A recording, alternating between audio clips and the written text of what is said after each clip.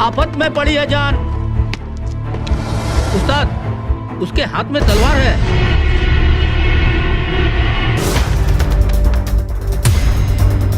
तलवार का मुकाबला पाइप से।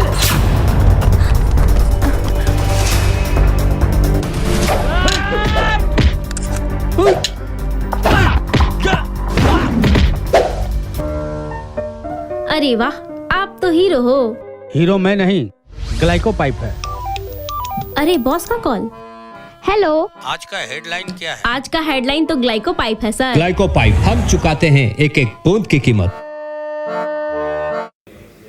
किसानों के हितों को ध्यान में रखते हुए राज्य सरकार की ओर से लैम्स के तहत धान अधिप्राप्ति का कार्य आज कृषि मंत्री बादल पत्रलेख और वित्त मंत्री रामेश्वर उरांव ने रांची के नामकुम प्रखंड से शुरू किया है।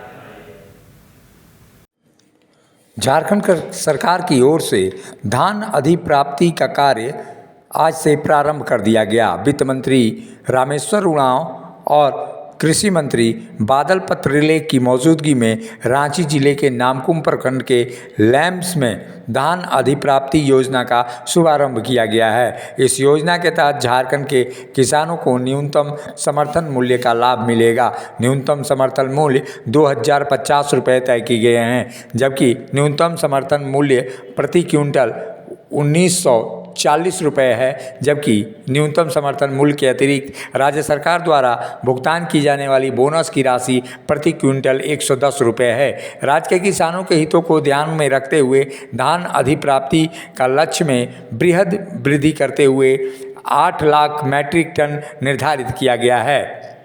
राज्य के 24 जिलों में धान अधिप्राप्ति योजना के तहत किसानों से धान क्रय का कार्य झारखंड राज्य खाद्य एवं आपूर्ति निगम लिमिटेड द्वारा संचालित किया जा रहा है। इसी तरह के फंक्शन के साथ हो रही है।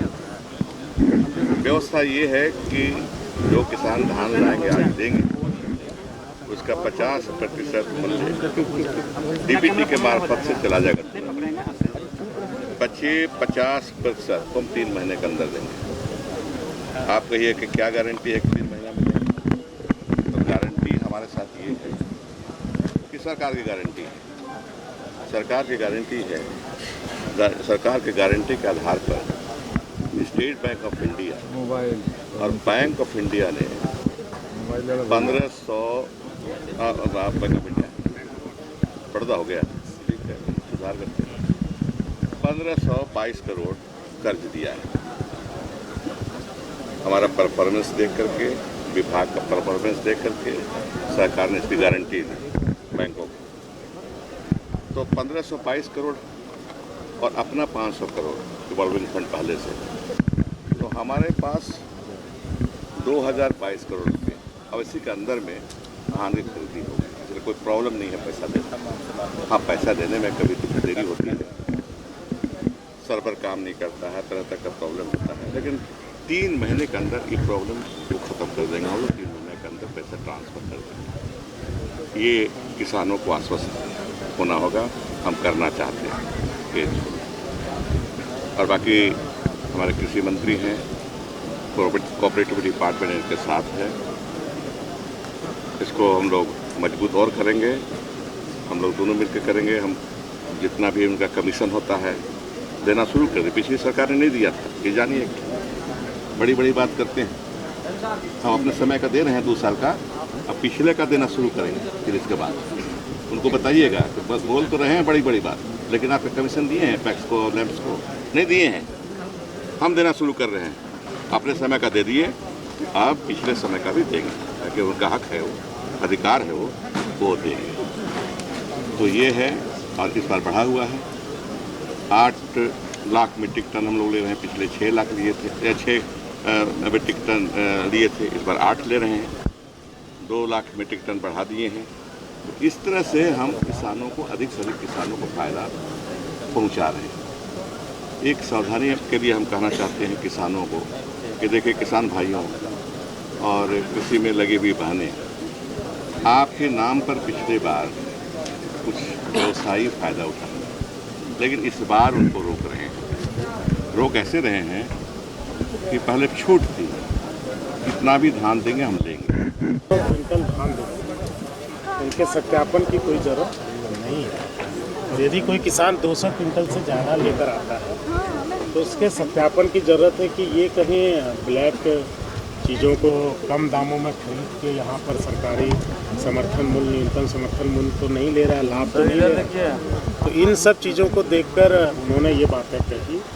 मतलब 200 क्विंटल एक लिमिट रखा गया है, इससे एक मनोवैज्ञानिक प्रभाव पड़ता है कि उससे ज़्यादा जाएंगे तो मेरा क्रॉसन चेक होगा और बिचौलिए इससे छटेंगे। तो ये एक सभी किसानों को इसमें समाहित करने का प्रावधान है। हम धीरे धीरे आगे बढ़ रहे हैं। जब से मैंने विभाग को संभाला है, मेरा प्रयास रहा है कि किसानों को एट लार्ज कवर करें। आपने देखा होगा कि जब हम सत्ता में आए थे उसके पहले साल का रिकॉर्ड था 40 लाख क्विंटल की धान की अधिप्राप्ति करनी थी, लेकिन सामान्य वर्ष रहते हुए भी मात्र 56% की खरीदारी हुई, मतलब तकरीबन 23 लाख क्विंटल की खरीदारी। और हमने पिछले साल इस आंकड़े को ले जाकर 62,85,000 क्विंटल तक पहुँचाया है और इस बार 80 लाख क्विंटल का लक्ष्य दिया गया है। लेकिन मैं हमेशा दबाव बनाता हूँ कि नहीं, ये आंकड़ा सैकड़ा को पार करना है, ताकि किसानों को हम पिछली सरकार के आंकड़े से देखें तो हम 2.5 गुना प्रगति कर चुके हैं, 250% की वृद्धि कर चुके हैं।